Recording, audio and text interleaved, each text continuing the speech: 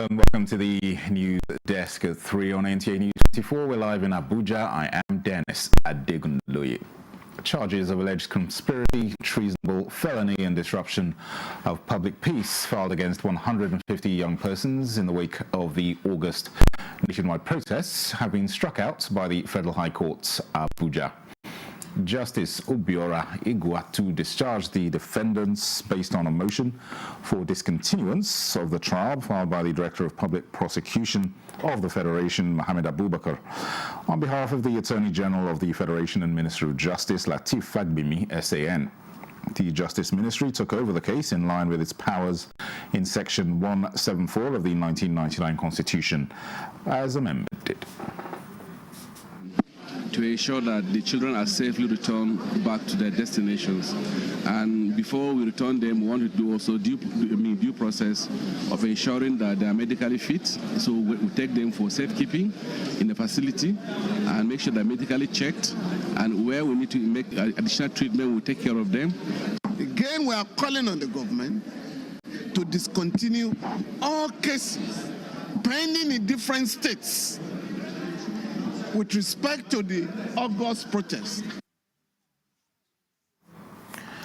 Justice Iguatu, receiving no objection from the Defense Counsel, granted the request and dismissed the charges, ordering the immediate release of the defendants from prison remand. President Tinubu had on Monday directed the Attorney General of the Federation and Minister of Justice to terminate the trial by dropping the charges against them and facilitate the release of the defendants, most of whom are minors. And the Civil Society Legislative Advocacy Centre, CISLAC, has commended President Bola Tinubu for instructing the Attorney General of the Federation, Lateef Fagbemi, SAN, to ensure the immediate release of all minors detained during the protests across the country. The Executive Director of CISLAC, Musa,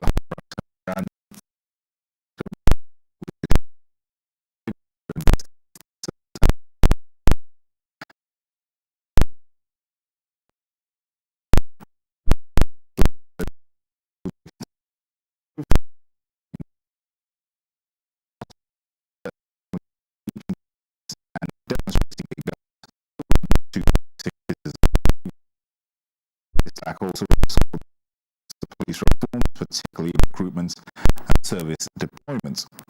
Noting issues of police misconduct, including instances of brutality and corruption, the organization stressed that only through a merit-based, transparent recruitment process can Nigeria build a police force that serves and protects the public responsibly. Now, Minister of Foreign Affairs Yusuf Tugar has arrived Togo for shuttle diplomacy to 4 West African countries, Togo, Guinea-Bissau and the Gambia, as well as Côte d'Ivoire. As part of President Bola Tinubu's mandates as the chairman of ECOWAS, heads of state and government, to solidify regional integration in the West African sub-region, the Minister of Foreign Affairs embarked on this mission to engage these countries to deepen relations and sustain regional cooperation. He is the chairman of ECOWAS Mediation and Security Council at the ministerial level. During this shuttle diplomacy, Yusuf Tugar is expected to engage in high-level meetings to discuss issues centered on peace, security, cooperation, and promotion of democracy in the sub-region. Now, political analysts have tasked the new ministers just sworn in by President Bola Tinubu to contribute creative ideas towards addressing the country's developmental challenges. Discussing the task ahead of the new cabinet ministers on Good Morning Nigeria, the guests say Nigerians have high expectations from the Ministry of Livestock Developments and the Ministry of Trade, Industry and Development. Ekemini Williams reports.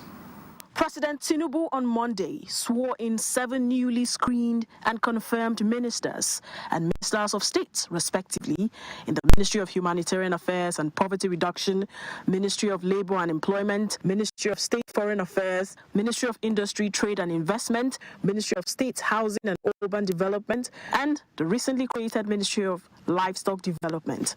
Political analysts on the program acknowledged the pedigree of the new ministers and advised them to focus on initiating roadmaps of policies in their various sectors. Because oftentimes our being, I've also said, is not just about formulating policies and policy directions, but executing those policies. And of course, the hallmark of every good policy is not just what you have on paper, the documentation, but the roadmap to implementation. They identified some of the country's contemporary challenges, such as the farmer crisis, indefinite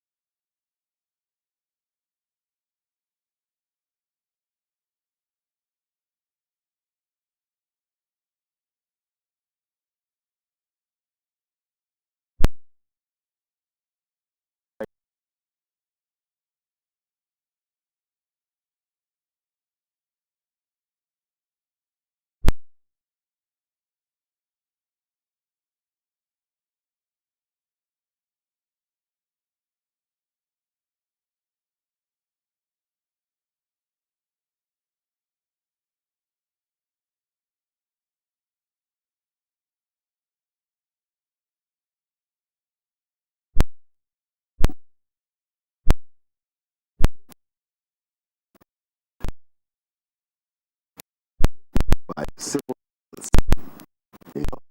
police privilege can be able to afford houses in a loan, that for them to pay back. That's why when you go to developed countries like America, Britain, you can see somebody who is a security guard, purchasing a home. The guest said the cabinet reshuffle should serve as a warning to other ministers to be more proactive. In Abuja, Kemini Williams, NTA News. Kogi State Governor Ahmed Usman Ododo says he will continue to leverage the land restoration efforts of the federal government and the World Bank to provide succor to communities affected by erosion and land degradation.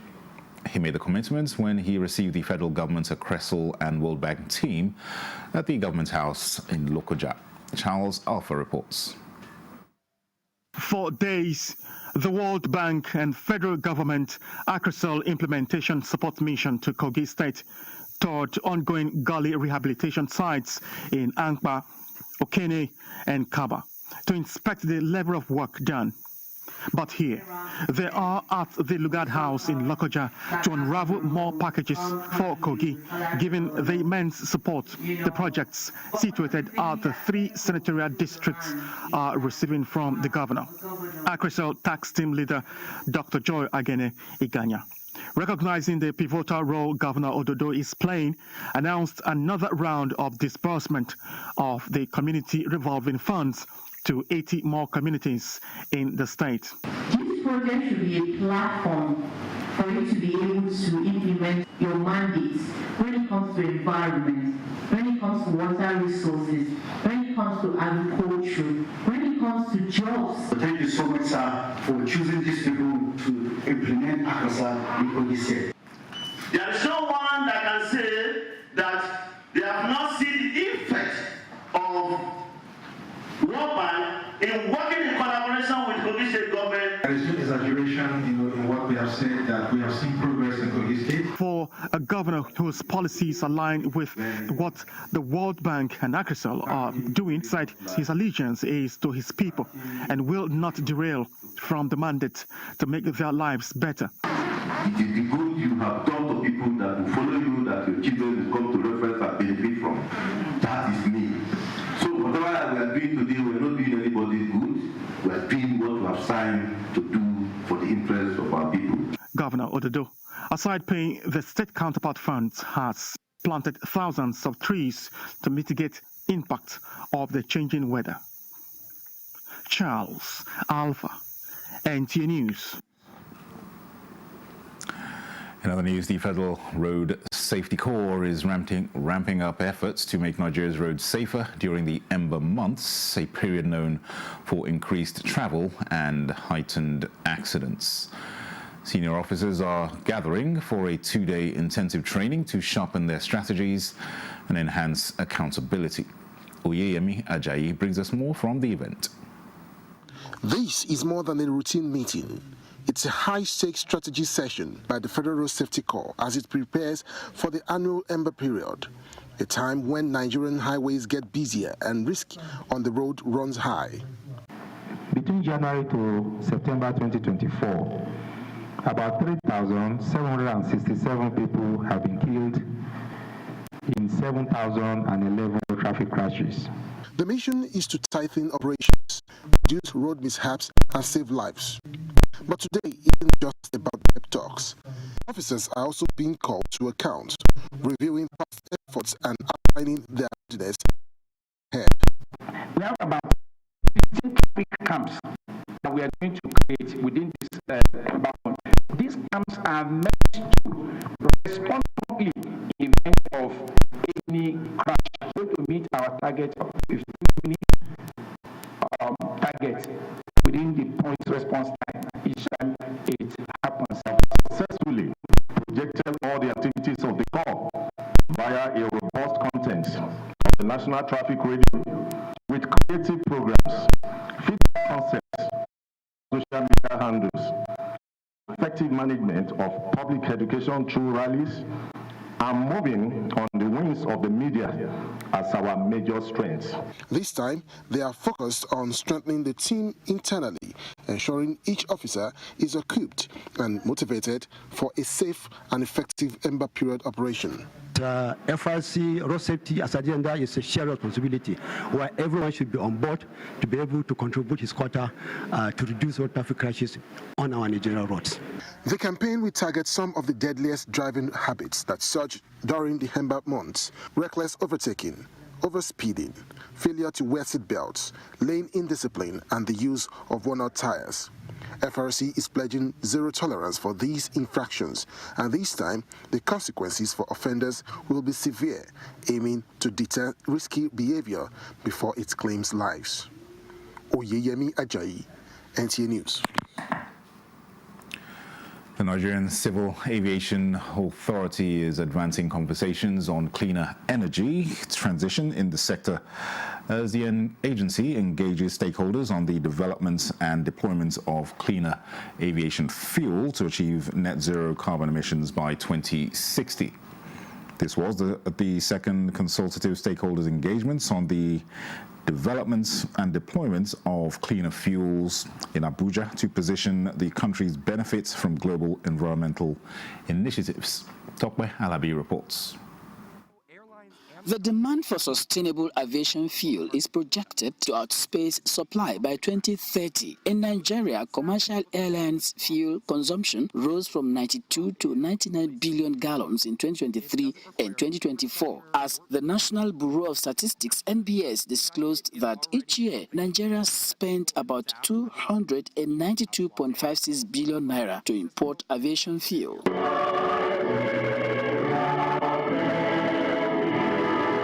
As forward-leaning aviation players combine strategies to source sustainable aviation fuel, this conversation under the EU-Africa-India project is focused on the benefits of a cleaner energy transition and the need for action against environmental degradation, including equity investments to scale the ecosystem. We are excited about the opportunity to work with the Ministry of Aviation and Aerospace Development, the Nigeria Civil Aviation Authority, to explore the potential of decarbonization of the aviation sector in Nigeria as we all work towards achieving our net zero emission targets to fight the climate change. Minister of Aviation and Aerospace Development Festus Keyamo, in a message, noted Nigeria's unique opportunity to produce SAF sustainably, urging stakeholders to engage industry experts to shape a clear path forward.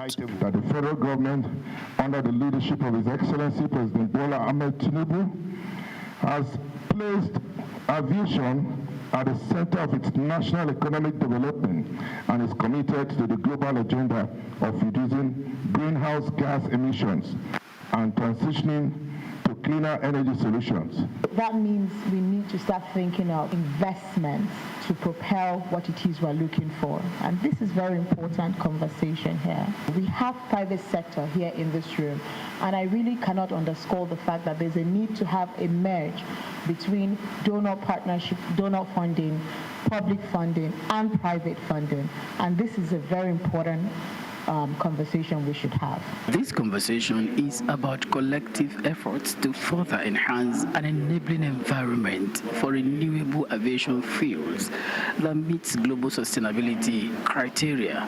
In Abuja, Tokwe Alabi, NTA News. This is the news desk at 3 on NTA News 24. More reports in a moment. Stay with us. News, a false information with no verifiable source presented as true story on media platforms with the sole intention of causing injuries, chaos, and disaffection between persons, groups, or countries. Fake news facilitates extremism. Fake news creates panic and distrust. Fake news breeds hatred. Fake news kills. Don't joke with it. Don't be in a rush. Verify your sources and facts. It is better late than fake. This message is brought to you by NTA News 24.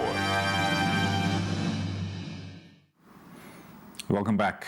Minister of Information and National Orientation Mohammed Idris says the Tinubu administration is implementing more financial support towards alleviating the pains and challenges being experienced on account of the bold economic reforms aimed at putting Nigeria back on the track of sustainable growth and prosperity.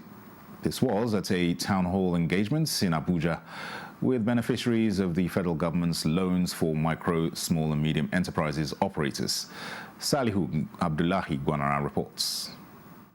Like the Nigerian Education Loan Fund, the Credit Cost Scheme, and the 200 billion naira initial funding for Consumer Credit Corporation, the Presidential Grants and Loan Scheme for Micro, Small and Medium Enterprises is set to distribute 75 billion naira as loans to Nigerians.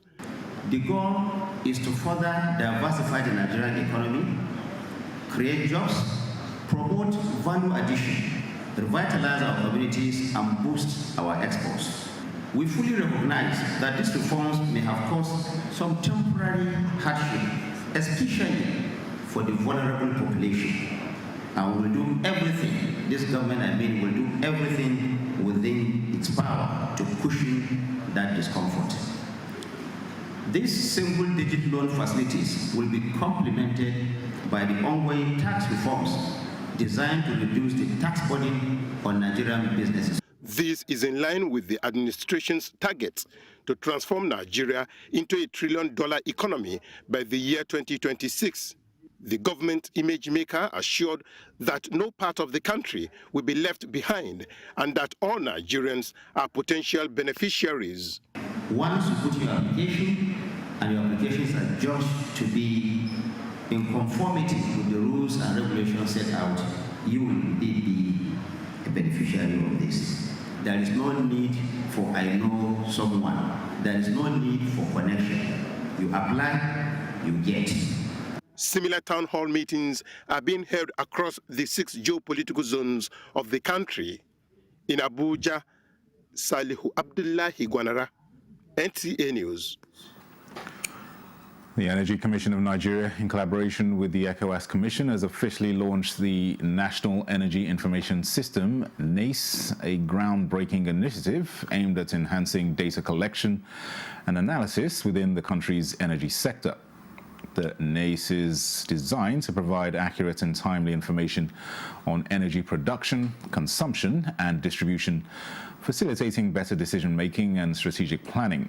Stakeholders at the event emphasized the importance of data-driven policies in addressing the country's energy challenges.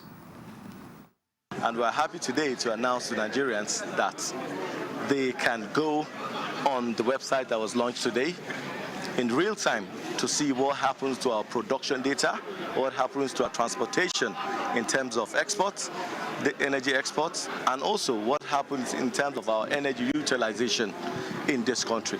With this data, you will be able to see where there are leakages in the transportation. And then you will see where these energies are being driven to real time, and the leakages. With the leakages and what we are delivering, you'll be able to know what we are going to generate further. Energy, as mentioned by my predecessor, is the engine of all economic development, and no energy policy can be effective if it's not based on a series of statistics. The initiative is expected to play a crucial role in supporting Nigeria's energy transition goals and achieving long-term energy security. In a bid to promote sustainable development and environmental stewardship, the National Environmental Standards and Regulations Enforcement Agency, NESRIA, has launched an initiative to sensitize judicial officers on circular economy. Mina Daniels was at the workshop held in Abuja, aimed at equipping judges and magistrates with the requisite knowledge and skills required to mainstream circular economy principles in their decision-making processes. The National Environmental Standards and Regulations Enforcement Agency, NESRA, has organized a groundbreaking capacity-building workshop focused on circular economy for judicial officers. The workshop brought together judicial officers from across the country to explore the principles of circular economy and its application in the dispensation of justice. To understand that there is an environmental law, and there are several guidelines and frameworks that culminated into environmental laws. And when these laws are violated, there are consequences for violating them. Judicial officers engaged in interactive sessions discussing challenges and opportunities in implementing circular economy practices in Nigerian courts, while experts highlighted the importance of integrating circular economy principles into Nigeria's judicial system, citing benefits such as reduced waste, increased resource efficiency, and job creation. It's important that the judiciary that is going to be the administrator of this process is brought into the fore, because very often environmental violations are taken very negligibly in our environment, not only from the standpoint of the common man, but sometimes even from the point of the law. The workshop marked a significant milestone in Nigeria's journey towards a circular economy. With the judiciary on board, the country edges closer to achieving a more sustainable tomorrow. In Abuja, Mina Daniels, NTA News. The National Automotive Design and Development Council, NADDC, is training automobile engineers on spare parts design as part of steps to address the country's huge revenue loss due to importation of vehicle component parts. NADDC's Director General Joseph Osanipin says training of some engineers on Midas NFX software automotive design skills will enhance local expertise and pave way for the development of locally produced spare parts. Tokba Alabi reports that the boot camp was organized by the council in Abuja. Nigeria spends over $1 billion every year to import vehicle spare parts. This underscores the urgent need for local production capabilities and advanced design training to reduce dependency on foreign imports and stimulate economic growth. This is why National Automotive Design and Development Council, NADDC, is organizing this boot camp focused on Midas NFX software training to empower local engineers and designers with the skills necessary to create high-quality vehicle components. NADDC's Director General Joseph Osanipin says despite Nigeria's strides in lubricants production, the automotive market represents a significant opportunity in harnessing local talent to design and manufacture spare parts, could stimulate job creation and enhance self-sufficiency. There is no way you can produce any component without first of all designing it. With this, we are going to create a lot of jobs in line with the Renew Hope agenda of our dear president. He has asked us to do everything possible to make sure we create jobs.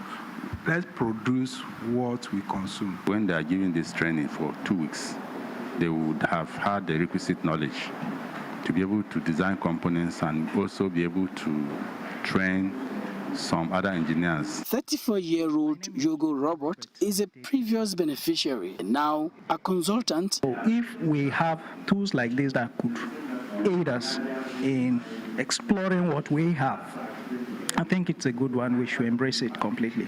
The lack of product we receive in form of SKD, semi-knockdown, all the analysis has been done right from the manufacturer. But with the idea of Smart and NFX, we can come in to test run. At least we are going to design automotive company at the end of the training. So I feel the training will help us a lot. With this step by NADDC to train engineers in automotive design, Nigeria will join other countries to manufacture various vehicles and their spare parts. In Abuja, Tokwe Alabi, NTA News.